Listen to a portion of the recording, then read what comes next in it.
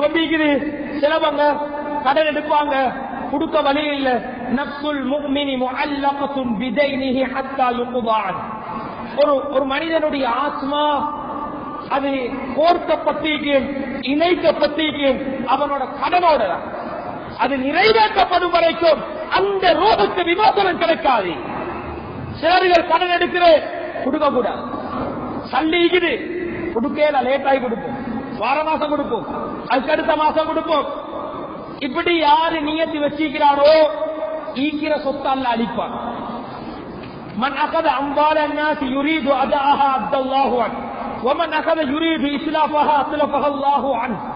கண்ணியத்துக்குரிய சகோதரர்களே, யாரு ஒரு கடன் எடுக்கிறாரு கொடுக்கணும், டைமும் கொடுத்துறோம், எப்படி சரி கொடுத்துருவோம், என்ற தேவைக்கு தந்தாரு என்ற அந்த நியத்தோடு எடுத்துட்டாருன்னா அல்லாஹ் அதை எப்படியோ நிறைவேற்றுவான். யார் எடுக்கிறாரு கொடுக்க கூடாது, லேட் ஆக்குவோம், தாமதப்படுத்துவோம், இன்னும் கொஞ்ச நாள் போன பிறகு கொடுப்போம், இப்ப தேவைப்படாது, ஆனா கையில தள்ளிக்குது.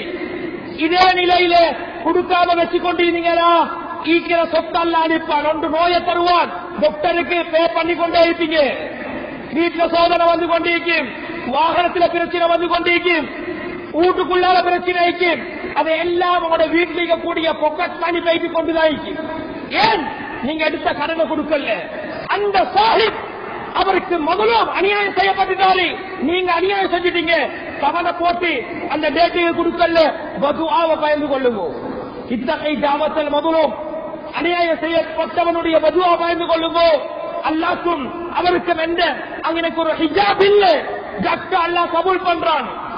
நிறைய சோதனையை சந்திக்க வேண்டி வரும். அதனால கடனை குறைப்போம்.